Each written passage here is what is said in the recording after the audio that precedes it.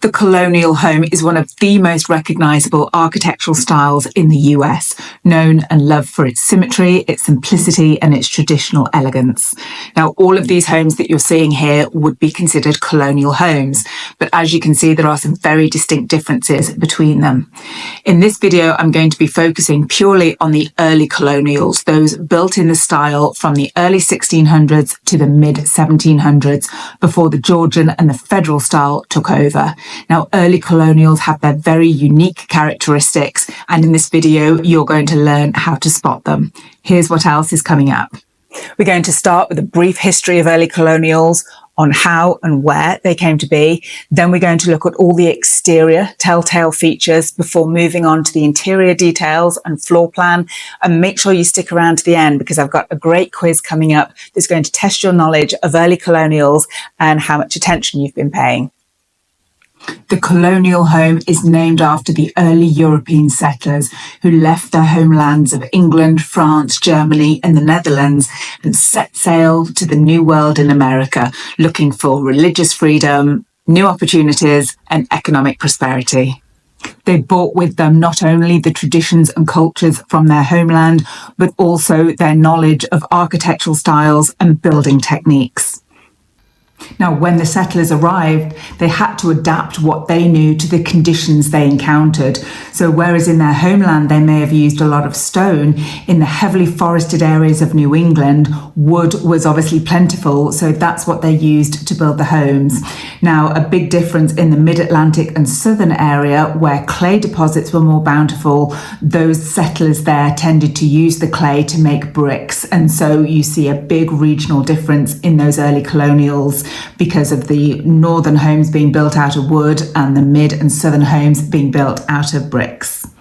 Now, although many of the early settlers were originally craftsmen and tradesmen, when they arrived in America, their priority was survival, not architectural beauty. So the homes needed to be very efficient and durable, and you can certainly see this reflected in both the exterior and interior of the early colonials. They look very raw, very basic. There was definitely a prioritization of function over form, a reflection of the challenges of early colonial life.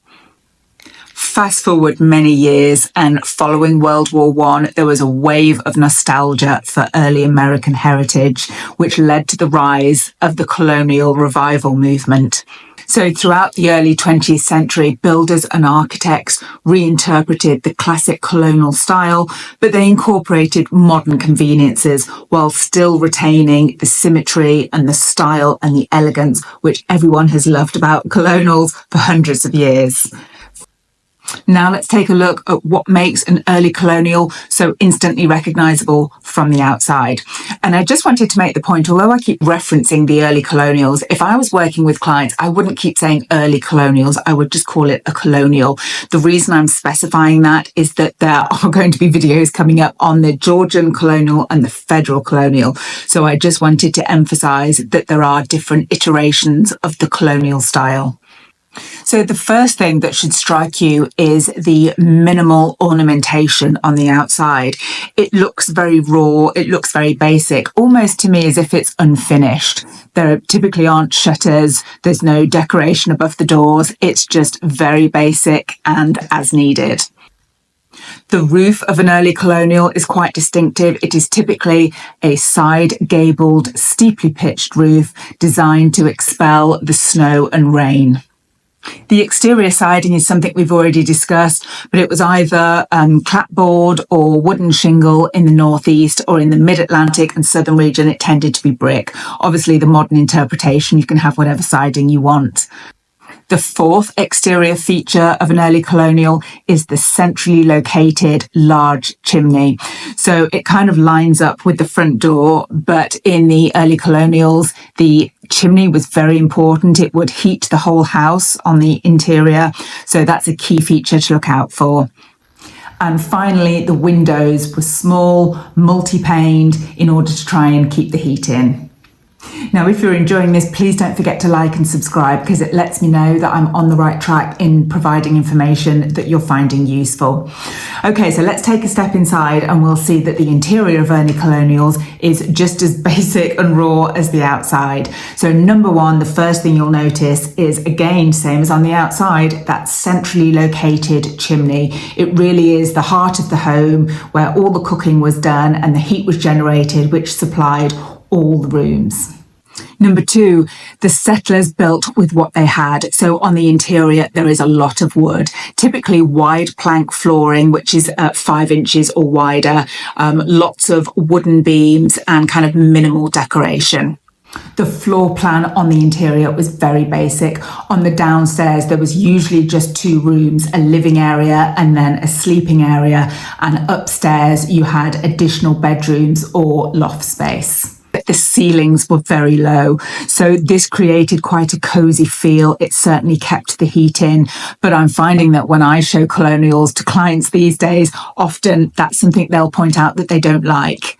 They want the open concept, they want the tall ceilings, but they like the style and elegance of the colonial, so there's often a bit of conflict there.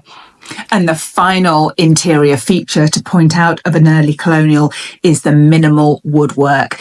In contrast to later iterations of the colonial floor plan, there was no crown moulding, there was no fancy effects, no detailing at all. It was just basic. So although we've considered exterior and interior feature for early colonials, I think if I was going to say 3 takeaways I would want you to have from this video of how to identify one, I would say number 1, the bare minimalist look, both on the exterior and on the interior. Number 2, the centrally located chimney, which lines up with the front door. And familiar with all colonials is number 3, the strong sense of symmetry.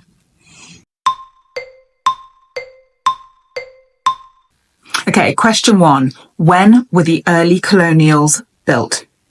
From the early 1500s to 1650.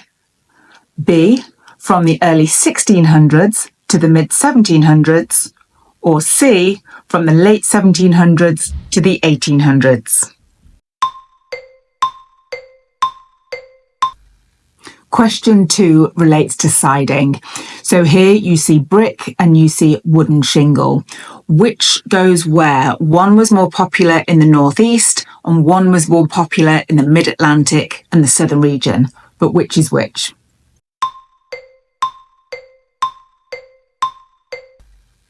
This image that you're seeing now is a modern house built in the style of an early colonial. So give me at least 3 exterior features that you would point out to your clients which identify this in the style of an early colonial.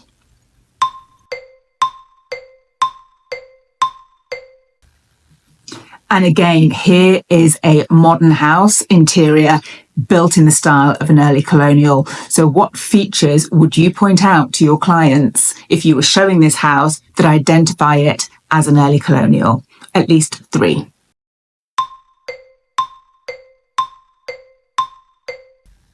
So let's see how you did and review the correct answers.